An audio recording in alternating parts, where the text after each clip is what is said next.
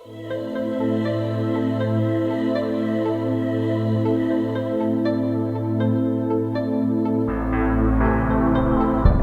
días a todas y todos. Es un placer tener tan nutrida asistencia de Centroamérica, República Dominicana y otros países de la región latinoamericana que nos acompañan.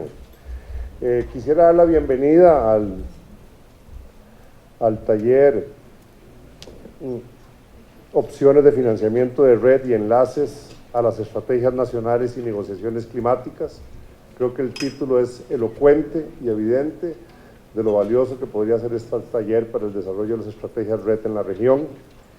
Y me gustaría ahora introducir al señor Jason Zook, oficial ambiental del Programa Regional de la USAID para Centroamérica, a que les dirija unas palabras. Buenos días, señora Ministra de Ambiente y Recursos Naturales de la República de Guatemala, licenciada Michelle Martínez, señores coordinadores o negociadores Red Plus de los gobiernos de Centroamérica, República Dominicana y Sudamérica, invitados especiales, representantes de los socios copatrocinadores de este evento, señor director de Proyecto Regional de Cambio Climático de USAID, don Franz Tattenbach, señoras y señoras de la prensa, damas y caballeros, buenos días. Es un verdadero placer acompañarlos esta mañana en este taller regional. Sabemos que los recursos naturales de la región están sometidos a fuertes presiones que están acelerando su deterioro. La deforestación y degradación de los bosques son fenómenos dinamizados por agentes y causas económicas y sociales por ustedes conocidas. Y todos los aquí presentes de alguna forma estamos buscando los mecanismos para frenar estos procesos de deterioro. Esta vez con énfasis en poner en marcha las estrategias para reducir deforestación y degradación de los bosques. Uno de los retos importantes es encontrar los mecanismos factibles y más adecuados para financiar la dura tarea de detener la deforestación y degradación. Bajo esta premisa, agencias y organismos de cooperación hemos coordinado organizar estos talleres que permitían compartir información de expertos a nivel de la región sobre las últimas tendencias de financiamiento de Red Plus. Esta información estratégica servirá para desarrollar posiciones regionales sobre las reglas y el paquete financiero de Red Plus. Así también el conocimiento de las rutas y opciones actuales o potenciales para concretar este reto. Para el caso particular de USAID y de nuestro programa regional de cambio climático, estamos empeñados en propiciar la armonización y integración regional de los temas claves de estrategias Red Plus que sean favorables a la integración. Un ejemplo muy concreto es proveer asistencia técnica a los gobiernos de Centroamérica y República Dominicana en el desarrollo de las estrategias de financiamiento Red Plus para la implementación de sus estrategias nacionales de Red Plus. Por lo tanto, la urgencia de responder al desafío de cambio climático es imperativa, y es por ello que la Agencia de los Estados Unidos para el Desarrollo Internacional, USAID, junto con socios claves, estamos complacidos de desarrollar este primer encuentro regional entre autoridades técnicas nacionales y los expertos en Red Plus de nuestros programas. Queremos resaltar el papel de socios estratégicos para USAID en este taller: Terra Global, Banco Interamericano de Desarrollo, el programa Bosques, Carbono, Mercados y Comunidades, el programa Red Plus de las Naciones Unidas como entes que promuevan las directrices y políticas regionales en materia ambiental, y en este caso específico de los elementos regionales para Red Plus. Finalmente, espero que este taller confirme las estrategias de apoyo y colaboración que se han delineado en actividades previas con los representantes de sus gobiernos y que ahora nos permita definir en detalles las acciones y las rutas para el alcance de resultados concretos en beneficio de los países participantes. Muchas gracias.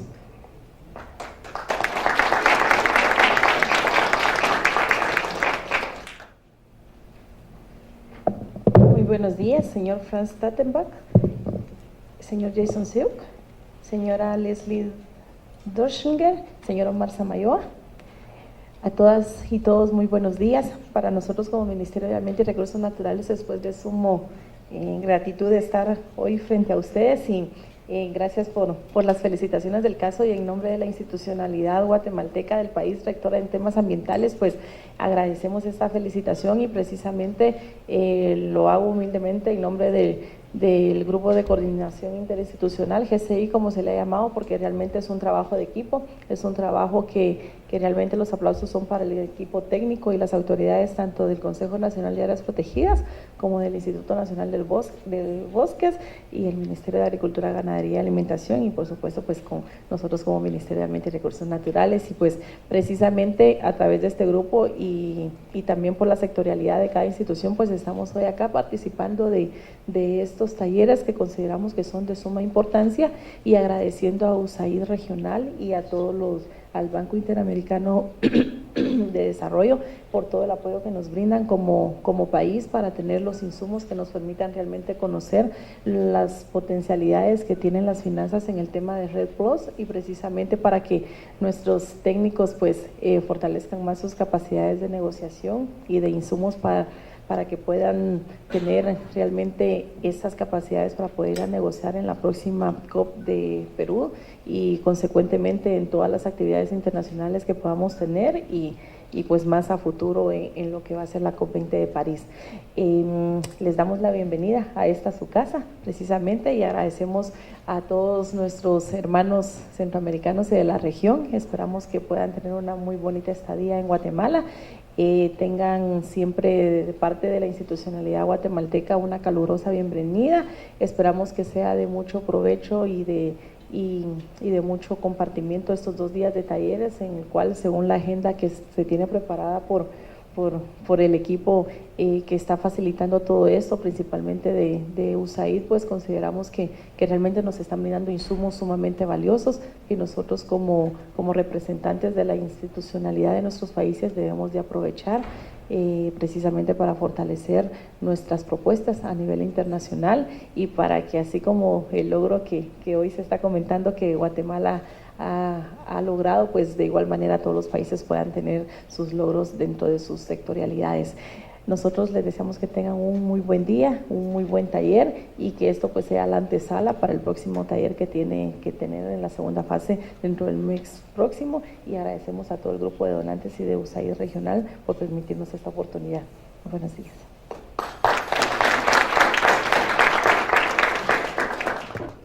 Bien, buenos días a todos y a todas. Como les repito, mi nombre es Marcel Oseida y trabajo en el Ministerio de Ambiente y Recursos Naturales en la Unidad de Cambio Climático, y también dándole seguimiento al tema de Red Plus. Por otra parte, pues los resultados esperados de la cooperación y de esta fase Readiness de Guatemala pues nos llevan a que básicamente se espera avanzar en los 4 componentes de la estrategia, ¿no? Tanto el de coorganización y consulta, preparación de la estrategia, el desarrollo de un escenario de referencia, el diseño de un sistema de monitoreo que nos lleven a estos resultados esperados para establecer toda la fase de la estrategia Readiness en Guatemala, y que en alguna medida también el proyecto ha encontrado ya diversos avances en los diferentes componentes, ¿verdad? Por mencionarles algo, ya las opciones de estrategia RED que en alguna medida se identificaban aquí ya están materializadas en el programa de reducciones de emisiones que van a exponer después de esta presentación, y también en alguna medida los avances que ya se han podido tener en el tema del desarrollo de un escenario de referencia, sabiendo que Guatemala propone un esquema subnacional dividiendo al país en 5 regiones subnacionales que básicamente ya han tenido también ciertos avances. De estas 5 regiones subnacionales podríamos decir que 2 están ya trabajando sobre una línea base de emisiones y también ya tienen otros insumos que apoyan al sistema de monitoreo. Y en alguna medida ahora el reto del proyecto pues es venir a complementar las siguientes regiones subnacionales del país que van a tener que ser trabajadas a nivel de los escenarios de referencia y el sistema de monitoreo. Básicamente también los apoyos del proyecto para la implementación de la Ley de Cambio Climático de Guatemala se han establecido desde el artículo 3, por ejemplo, que habla de salvaguardas específicas. Ya la Ley de Cambio Climático de Guatemala habla de salvaguardas tanto para temas de adaptación como mitigación al cambio climático. Como les menciono, la ley ya tiene un año de aprobada, es de reciente aprobación en el país, fue aprobada en octubre del 2013, y esto pues ha conllevado también que el proyecto se hizo una revisión para ver también cómo aportaba al nuevo esquema legal que está vigente en Guatemala con la Ley de Cambio Climático, principalmente en temas como protección del suelo, que hay un artículo específico. Hay un artículo también específico que reconoce la coordinación interinstitucional que ya estaba vigente desde la firma del convenio con el GCI, que básicamente habla sobre reducción de emisiones por cambio de uso de la tierra y que llama a que el Ministerio de Ambiente, el Ministerio de Agricultura, el Instituto Nacional de Bosques y el Consejo Nacional de Áreas Protegidas establezcan una coordinación bastante proactiva para establecer estas reducciones de emisiones por esta categoría en el tema de emisiones, ¿verdad? Otro tema también fundamental y que aporta mucho al proyecto es el artículo 22, que ya establece en alguna medida, con alguna serie de certeza, cómo pueden quedar la propiedad sobre derechos de carbono en el país, y también pues estableciendo un mecanismo financiero que es el Fondo Nacional de Cambio Climático, que establece, aunque no necesariamente un fondo para acciones de mitigación, porque en alguna medida establece que el 80% de este fondo tiene que ser para procesos de adaptación y reducción de vulnerabilidad y un 20% para acciones de mitigación en el país. Bueno, teniendo definidas las modalidades, lo que yo le llamo de modalidades o le llamamos modalidades hace referencia al acrónimo RED. Y posteriormente decíamos, ¿cómo abordamos esto con actividades concretas que tengan acciones que lleven a tener impactos en el manejo y la gestión del territorio? Entonces, teníamos para la deforestación evitada, incentivos para la conservación y manejo de bosque natural, de lo cual ya tienen avances desde hace, como les mencionaba, 20 años en aspectos de concesiones forestales, manejo forestal también mediante incentivos forestales de bosque natural y otros aspectos que son también bajo el marco de la gestión forestal. Mejoramiento del manejo forestal, que sería el fortalecimiento en esta gestión y manejo sostenible del bosque natural en un equilibrio de extracción y de recuperación. En degradación forestal, pues lo que se buscaba acá, o se busca, es el tema de que identificamos ciertos agentes y drivers de esta degradación, entre los que podemos contar con algunos conatos de incendios, extracción selectiva por leña, posiblemente también plagas y enfermedades forestales.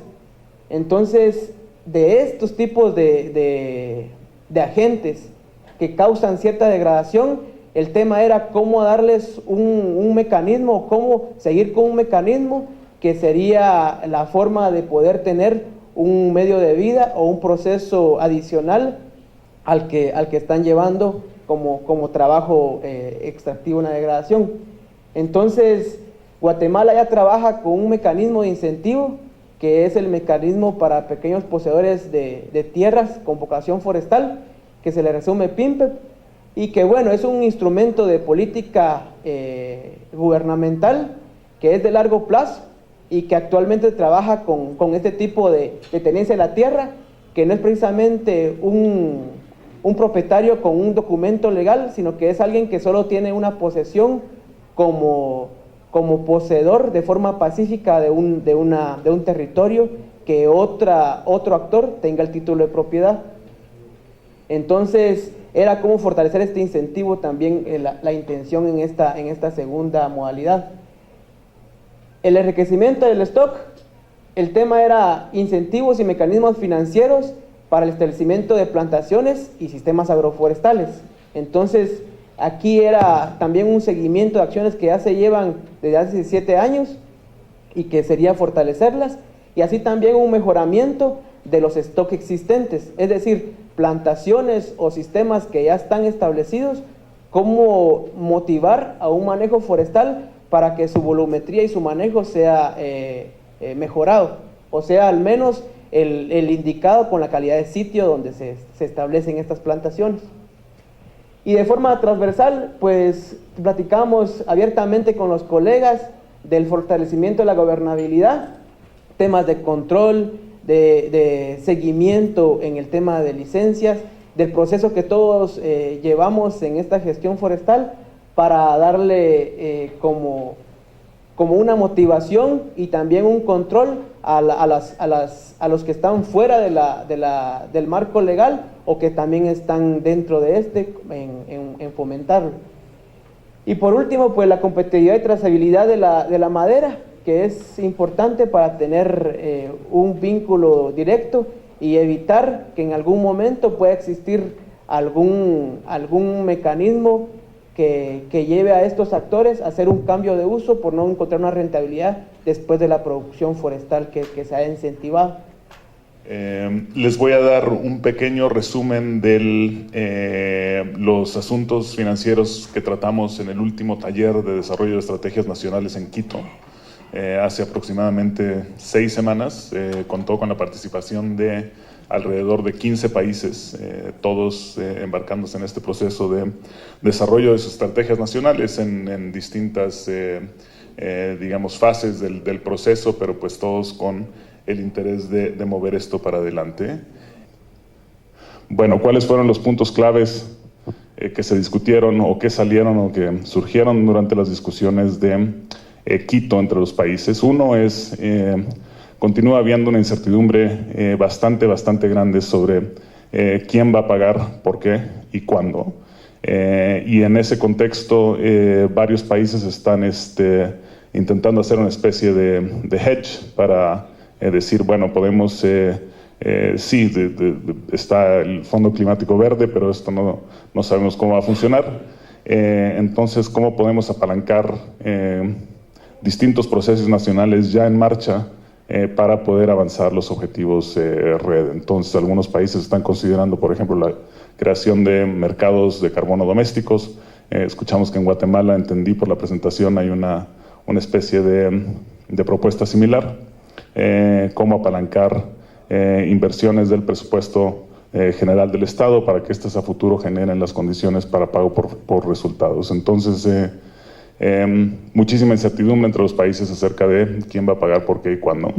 Este punto, segundo, salió en repetidas ocasiones, y es que, como les decía anteriormente, no existe todavía un entendimiento claro acerca de qué constituye una inversión para lograr, digamos, las acciones basadas en resultados como consideradas en el marco de Varsovia y el pago por resultados una vez que estos resultados hayan sido, digamos, medidos, reportados y verificados. Entonces había una discusión muy fuerte. Por ejemplo, algunos países consideran que cuando uno habla de financiamiento REDD, uno se está refiriendo exclusivamente al pago por resultados dentro de la convención y que todo lo demás debe ser puesto en una categoría distinta, que sea inversiones para lograr estas acciones basadas en resultados. Entonces, esto espero que podamos clarificar durante el día de hoy y durante el día de mañana y ver en qué consiste cada una de las dos cosas. Otro punto bastante importante es que aún existe muy poco entendimiento acerca de qué constituye una reducción de emisiones verificada, cuáles son las implicaciones sobre la contabilidad, y los países están enfrentando a un panorama bastante complejo de requisitos de los distintos esquemas que están intentando pilotar, digamos, pago por resultados a escala, ¿no? So why do we even care about financial planning? What are the objectives? Well, it's a way to provide feedback for what is feasible from a financial perspective within the national strategy. And it's not as if you will do one financial plan and that's it. It really is meant to be an iterative process. So for example, as we're starting to work with Costa Rica and Guatemala on their national RED financing plans, it's possible that not all the inputs are at the level of detail necessary. So that process will start, it'll have sets of assumptions, and over time it will improve and provide feedback to refine the RED strategies. What will you end up with at the end of the financial planning process? There's a host of things, and I'll review these at the end of my presentation, but you'll have the whole set of budgetary expenditures that are necessary at all the levels of the national program. You'll have projections, financial projections for each component. You'll have a good sense of the costs. You'll have the costs laid out for the land managers. We use the term land managers here because landowners is a little bit exclusive, but those people who actually have to change land use to produce emission reductions and other productive related income. You'll have the results of those activities, which ones are profitable, which ones are sustainable. So you'll have the whole set of activities, you'll have the financial perspective. And you'll also, and quite importantly, be able to know how much you need in additional funding. And I'd add to that, you'll be able to tell what sources of funds and what financial instruments may be appropriate for filling those funding gaps. Sometimes it'll be grant funding. We hope sometimes it'll include other sources, such as private sector investment. It could include municipal bond issuance. There's a whole host of sources of funds, and knowing which ones are appropriate for which components of your RED program is absolutely essential, and we hope the financial planning process provides you that information.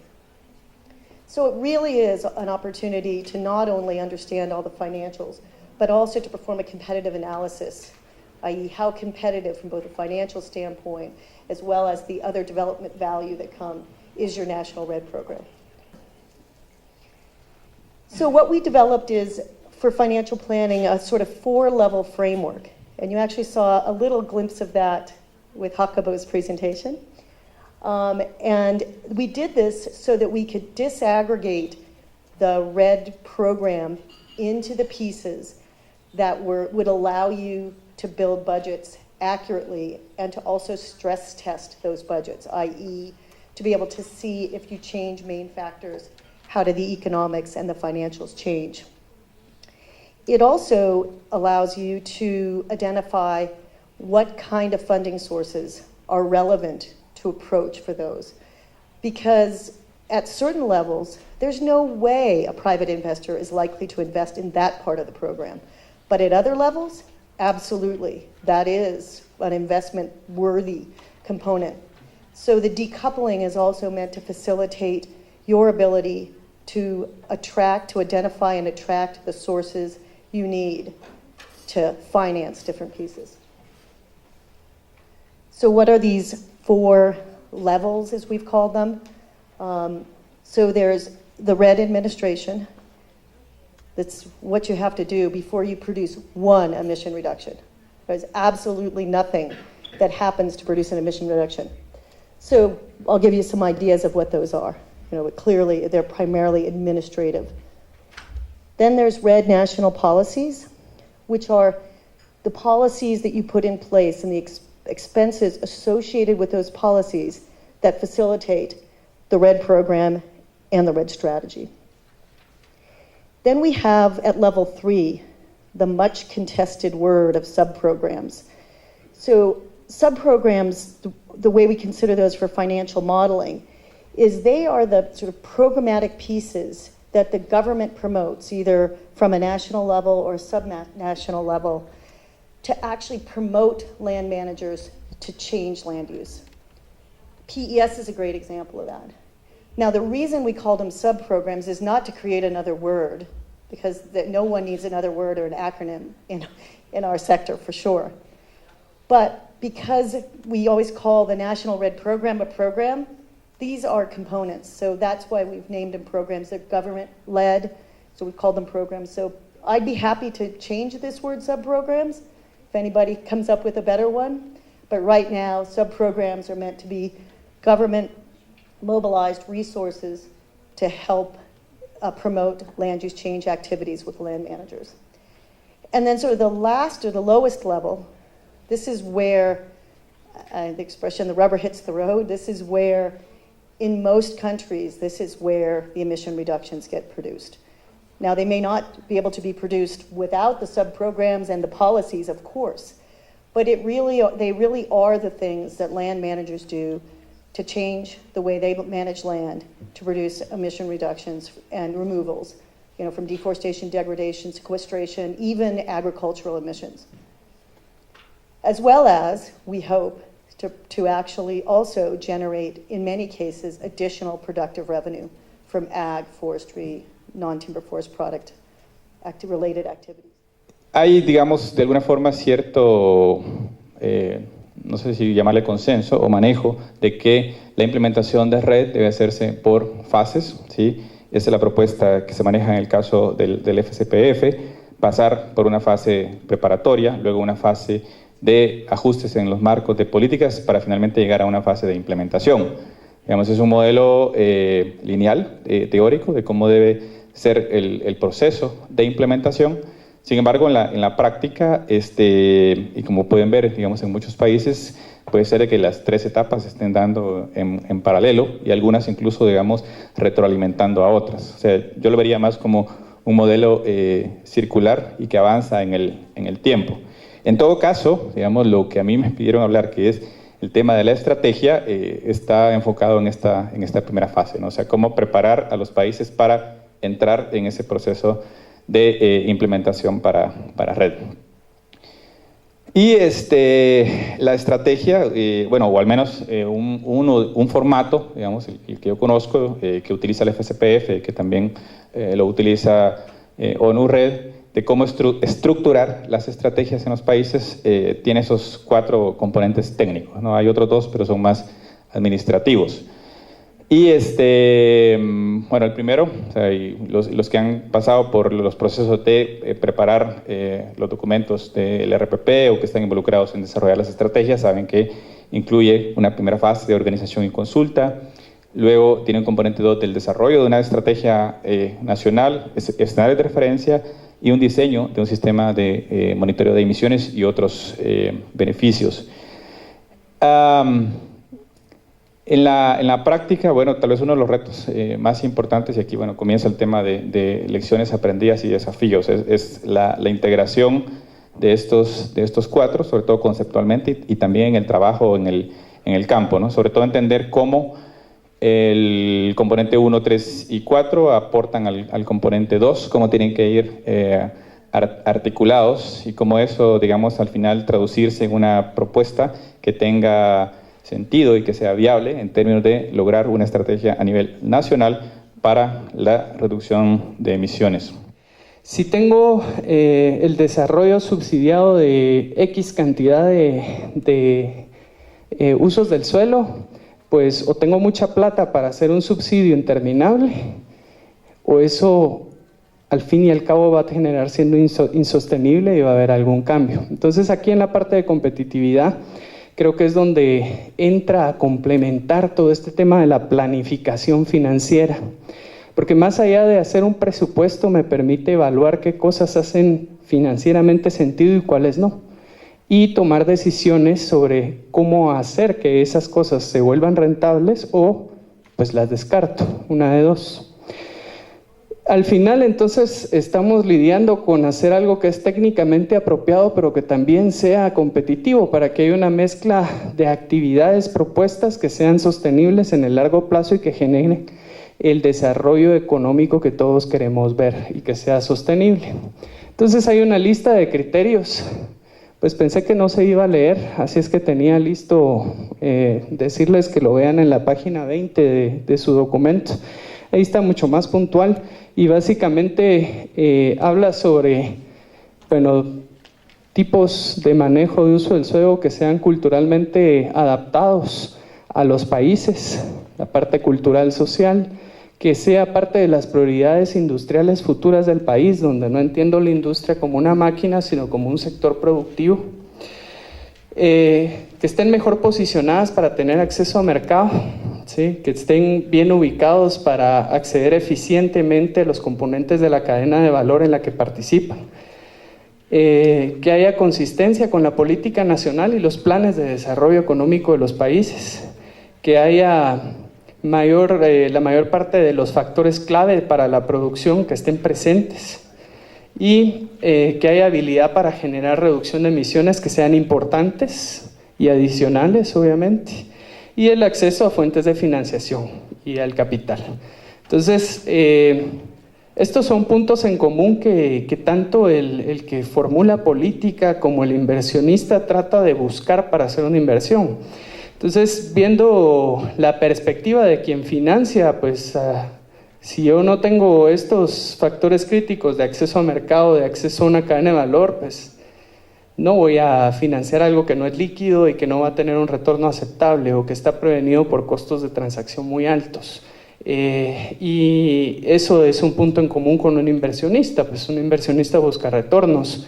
Y al final, si también soy gobierno, estoy interesado en que eso pase y que además esté alineado a la política nacional, a los planes de desarrollo económico y que haya una aceptación a nivel cultural y social del tipo de actividades muy relevante, porque nuestros países son pues países que tienen una cultura de apego al uso del suelo muy fuerte y es relevante tomarlo en cuenta.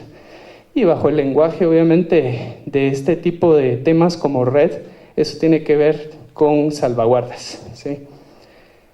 Entonces, esos son en general los criterios, pero esos criterios para cada país y para cada sector pueden tener una importancia relativa distinta, ¿sí? Entonces hay que empezar a hacer una tropicalización de los criterios y empezar a pensar en cómo son distintos para un país. Puede priorizarse, por ejemplo, en el caso de un país con muchas etnias y muchas culturas, la parte cultural, y de pronto eso para otro país puede ser no tan importante, aunque es relevante, pero no es la prioridad uno. Entonces ahí hay que hacer algún tipo de priorización en el nivel del país y cómo esos criterios se pueden adaptar a un país. Luego el otro nivel es el criterio para hacer la priorización de las actividades, ¿sí? Entonces, de qué actividad estoy hablando, cada criterio lo puedo ir calificando y saber si en ese criterio específico esta actividad que tengo bajo evaluación está bien calificada o no. A partir de eso, fíjense cómo ahorita vamos a empezar a hacer el aterrizaje de la estrategia y podemos aprovechar este proceso para pasar de la identificación de opciones estratégicas a actividades que sí quiero hacer. O sea, paso de opciones a mi lista corta de las cosas que sí voy a hacer. Entonces, por ejemplo, si encuentro una actividad que está prevenida por acceso a mercado o genero un programa para comercializar productos y viabilizar el acceso a mercado, mejor no lo hago, ¿sí? O la construcción de cadenas de valor, etcétera. Entonces ahí uno puede ver distintas brechas. Pero esto nos da varias preguntas. ¿Cómo agrega un resultado calificable uno de esa serie de atributos a una actividad? ¿Sí? Luego, ¿qué aprendemos de entender cómo está cada actividad respecto a cada criterio y cómo apoya a la toma de decisiones de qué hacer y qué no hacer? Entonces aquí viene un resumen de las utilidades que al final sacamos de la herramienta. Uno es que conocemos cuáles son las actividades de red que más se alinean a las prioridades del país, ¿sí? Dos, conocemos cuáles son las actividades de red con mejores condiciones base para ser implementadas de manera exitosa bajo las condiciones específicas del país. Y en base a eso podemos retroalimentar la priorización de medidas de políticas que están consideradas en la implementación red. De pronto había una que no habíamos considerado y es trascendental incluir. Luego necesitamos retroalimentar la identificación y priorización de subprogramas, que era algo que ya había mencionado, Se señala lo que no puede faltar al decidir que una opción estratégica será una actividad de red, qué cosas no puedo obviar, qué factores son críticos para que la implementación sea exitosa. En otro nivel podemos hacer un comparativo de las métricas entre las actividades de red y conocer cuáles tienen mejores posibilidades de ser exitosas. Identifica cuáles carecen de las condiciones base para ser implementadas y las que requieren mucho apoyo, obviamente, van a ser caras. Y de alguna forma también podemos en ese momento hacer una evaluación de qué tipo de actividades vuelven nuestra estrategia ineficiente y cuáles pueden mejorar su eficiencia en términos del costo de reducción de emisiones.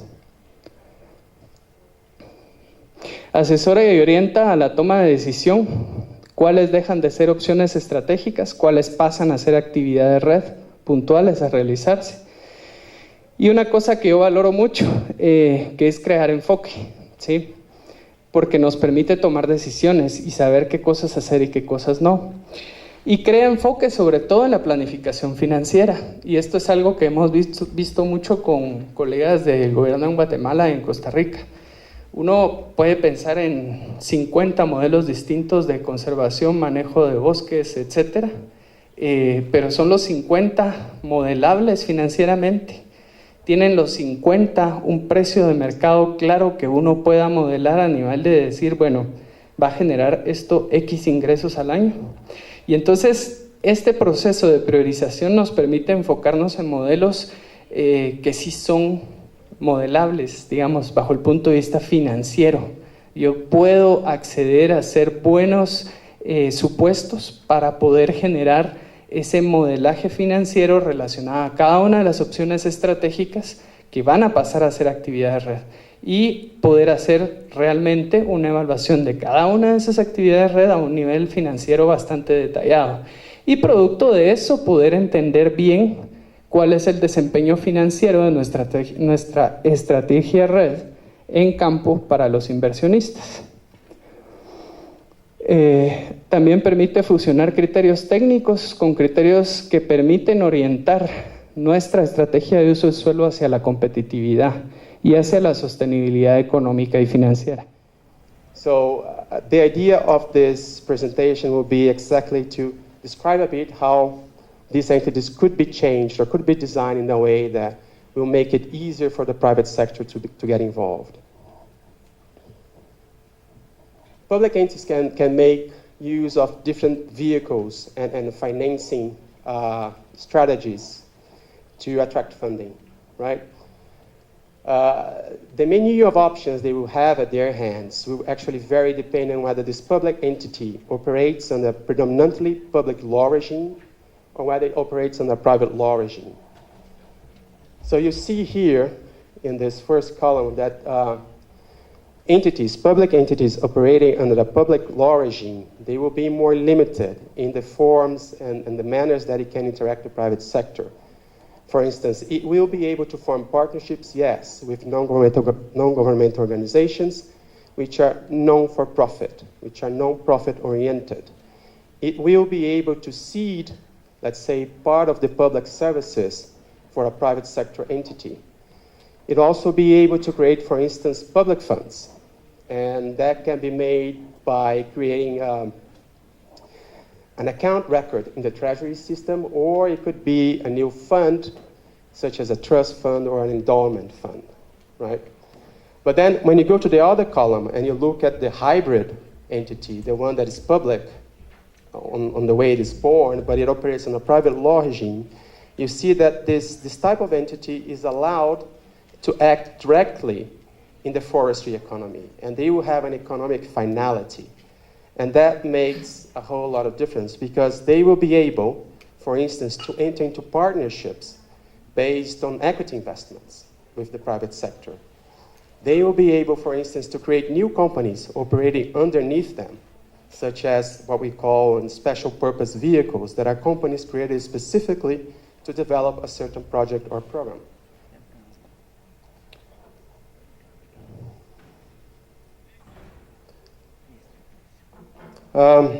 Just to explain a little bit on how those type of entities could be created. They are created by law, but actually to correct that statement, they not so much created by law, but what the law does is that they authorize the creation of this entity. Since the entity also follows private rules, it needs to have a bylaws of its own, and the bylaws will establish the objective of the company, will establish the voting rules, will establish the governance structure.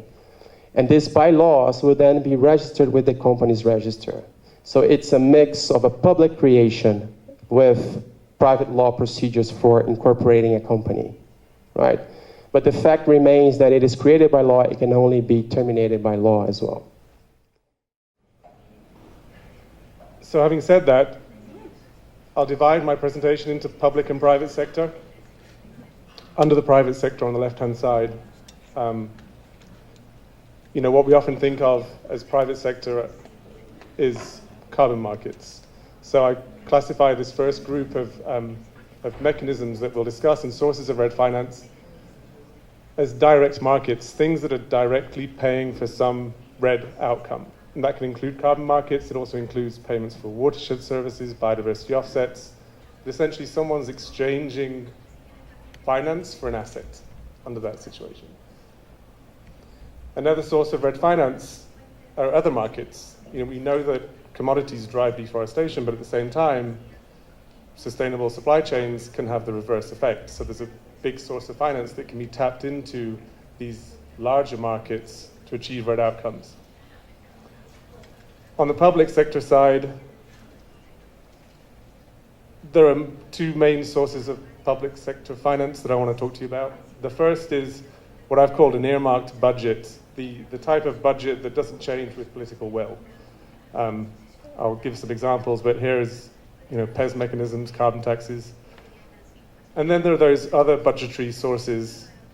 Domestically, that's just a budget line, and that can change with a new incoming president or political leader. And on the international side, there's ODA. So what are the key differences of these two funds that I'm presenting? One is that the FCPF Carbon Fund has a shorter lifespan. It operates through 2020, which is a big challenge given that we are in 2014 and we just basically selected the first operations into the pipeline. So we have essentially 5 years until maturity of the fund. The BioCF has a longer time frame. It operates through 2030. The FCPF Carbon Fund, although both funds operate at the same sort of level or scale, which is the jurisdiction level, and which means that the area for accounting of a program is really the jurisdiction and not a project approach or not a nested approach. There's a key difference in that the FCPF Carbon Fund focuses exclusively on REDD+, so on generating emission reductions from REDD activities, which means focusing on the forest, if you will, whereas the ISFL also focuses on other land use activities in the broader landscapes, linking to agriculture and not only addressing drivers of deforestation outside of the forest, but also paying for carbon emissions that might be generated by pursuing these activities. For example, the ISFL can also pay for emission reductions achieved through more sustainable agricultural practices, through energy. I mean, of course, we are aware of the double counting aspect that Charlie mentioned yesterday, so that will be, of course, taken into account. And other activities, which obviously is a huge methodological challenge that we have yet to solve, actually. Another difference is the partnership or the governance structure. So the FCPF Carbon Fund is more a partnership structure, whereas the ISFL has a very lean governance structure, so decisions can be made quicker. But it's not as inclusive, let's say, as the FCPF. At the Carbon Fund, one of the key points is also that RED readiness has to be accomplished, has to be achieved before not only ERPAs can be signed, but also payments can flow.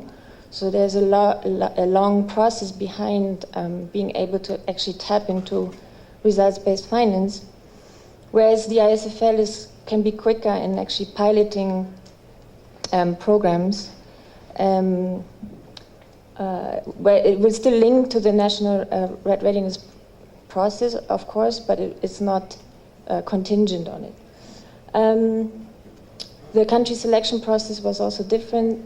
In the FCPF, it's a very competitive process. We have many more countries in the fund, a total of 44 at the moment, and 8 are in the pipeline for the carbon fund.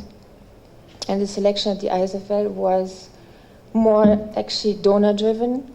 It was also made based on certain criteria. And so for now, we only have 4 countries in the ISFL pipeline. The average program size is roughly the same, $55 to $60 million for both activities, for both funds. So what do these funds actually pay for?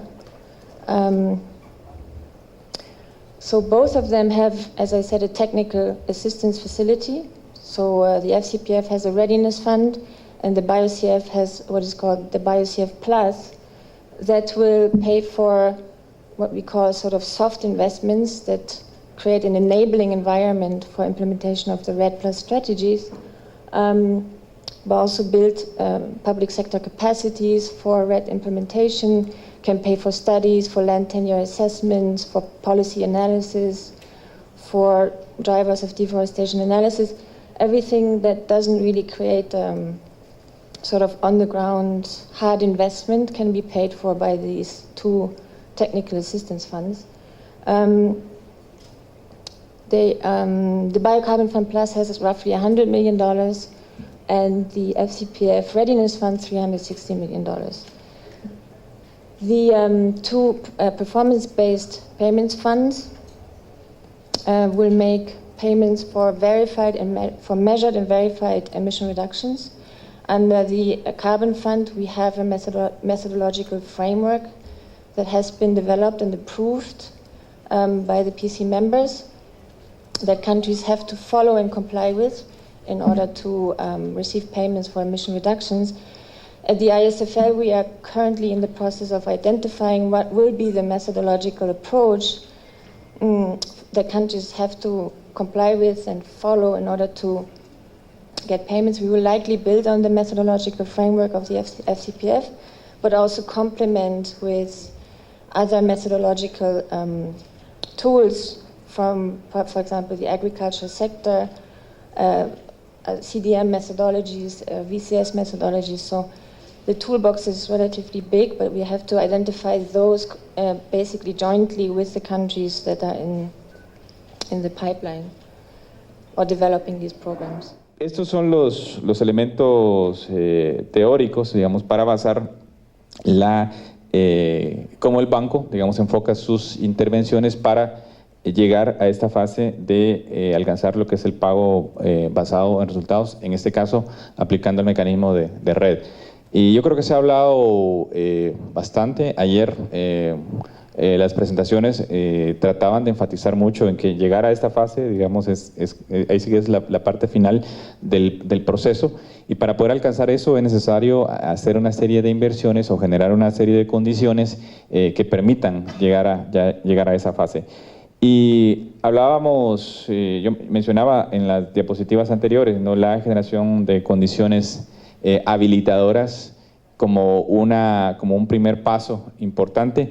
Y en ese caso, por ejemplo, el banco tiene intervenciones en materia de promover gobernanza y gobernabilidad en algunos territorios, el tema de regularización de la tenencia de la tierra, por ejemplo, el tema de fortalecimiento de la base organizativa de grupos vinculados al manejo de los territorios, el mismo proceso de creación de condiciones para poder hacer un proceso de monitoreo, reporte y verificación, etcétera, etcétera. O sea, y hay varios casos que tiene el banco en la región, o sea, conozco más los de Guatemala y podría citar, digamos, en la parte norte de Guatemala una serie de intervenciones que tiene el banco a través de préstamos, cooperación técnica, etcétera, etcétera, que están enfocados en esta parte, ¿no?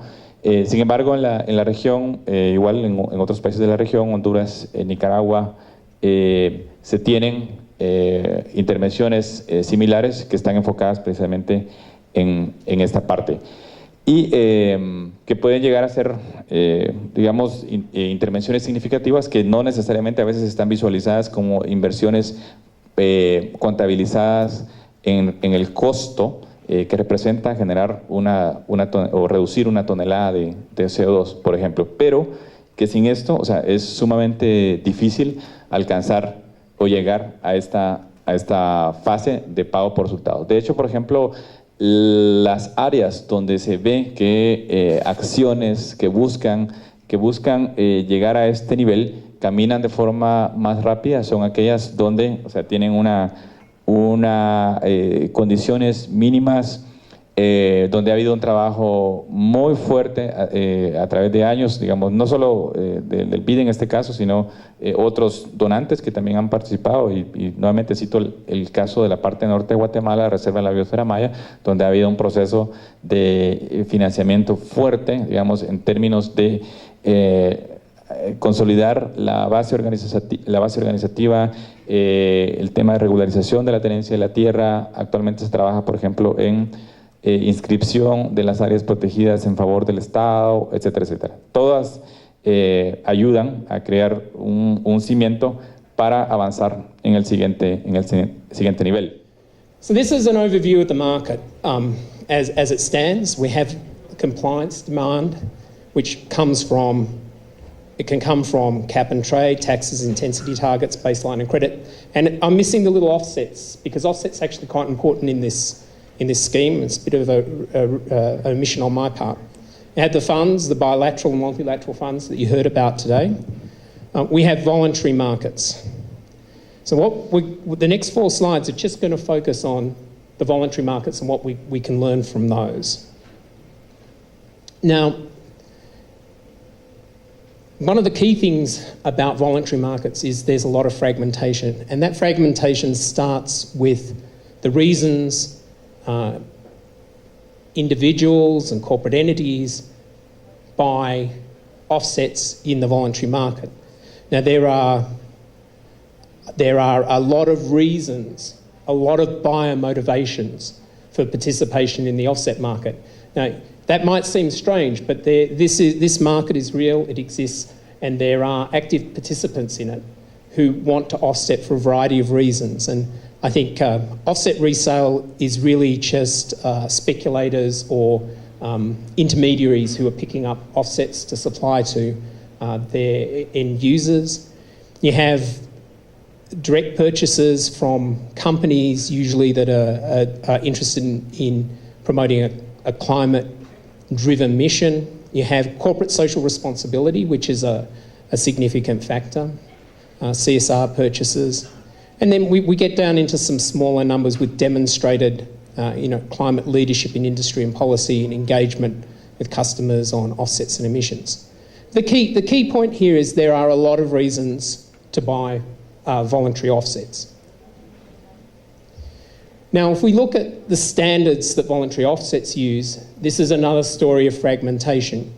You have the Verified Carbon Standard. In this picture, we have Chicago Climate Exchange, which is now closed.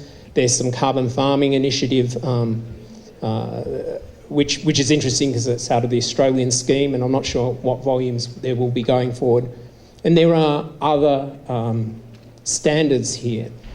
But the dominant standard is VCS.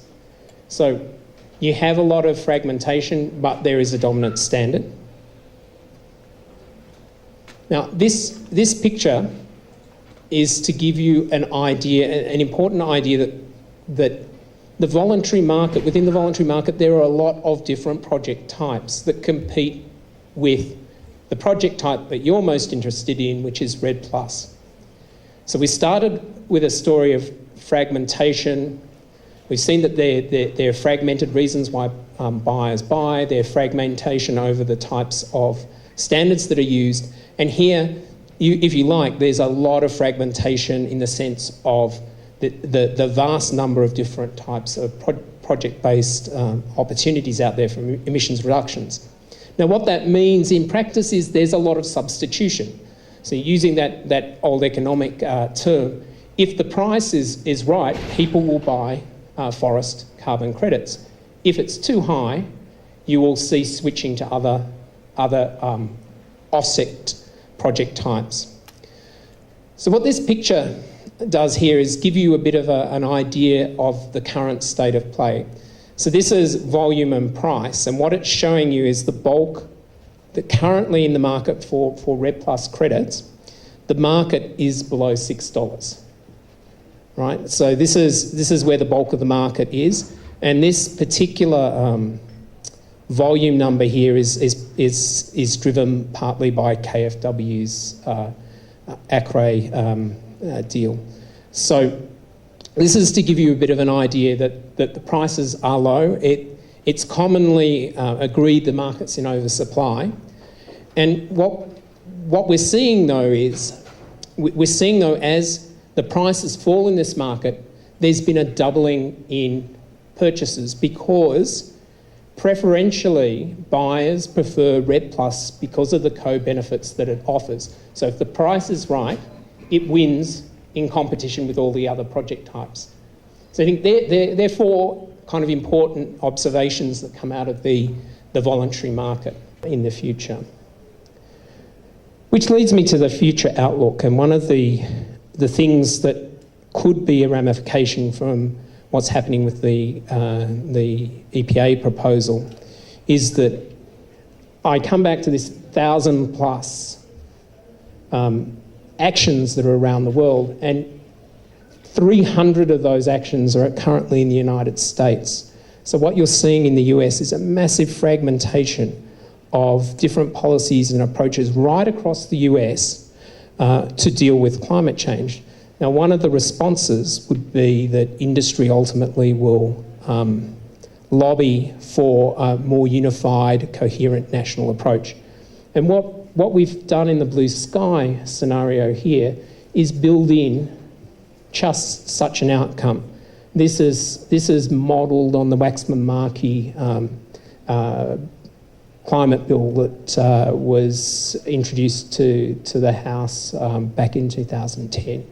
And we've got a series of optimistic demand here, but I think that the important thing is that going forward there is, if the world in aggregate does decide to get serious about climate change, we're likely to see significant demand for REDD+ from that decision to move forward. Now, what I've done as well is I've looked at the UNFCCC, and we've tried to estimate what a UNFCCC agreement would produce if we were targeting 2%, highly confidently targeting the 2% and moderately confidently targeting it. And we've calibrated this on IPCC data. And, you know, it comes out to be fairly close to the blue sky analysis, which is good. But what I think the observation here that's important is that your demand for REDD+ is going to come from these domestic abatement programs. It is very important to have REDD+ in the UNFCCC agreement, but that agreement in and of itself is not going to generate the demand. The demand is going to come from the inclusion of REDD+ credits within the domestic schemes. Which leads on to the final slide, and it will ultimately lead on to the final point. And I just want to cap off the talk by re-emphasising that there's a lot of, there's a lot of fragmentation in this market. The supply of REDD+ credits will compete with other offset types, so price is going to be important. While the market is currently oversupplied, if we start to look forward, if any of these significant areas of demand come online, there's a great opportunity to ramp up the supply, but we do need clearer commitments. And the final point really is to drive home the idea that we need, one of the principal reasons you really need RED Plus in the UNFCCC agreement is that most of the triggers in domestic policy for the inclusion of international offsets require that it's an approved international offset. Now, I've spent vast amounts of my time on this one issue, and if there's anything that I'm more convinced of than ever, you will not, if it's not an approved international offset, it will not be imported into the domestic schemes, and the domestic schemes will be the schemes that will actually drive the demand. So the countries like Australia, countries like the US with a high marginal cost of abatement are going to will want to use RED, but they will want it to be part of a broader international framework so that there is some credibility brought to the inclusion of, to the use and inclusion of these offsets. So under the Australian scheme, we're very happy to import CDM credits, but because there was no RED Plus, we incorporated, our wording was to, approved international credits in the future, which might have included RED Plus. So that gives you a bit of an overview of the demand picture going forward. I'm happy to take questions. I hope you have all got something out of this presentation.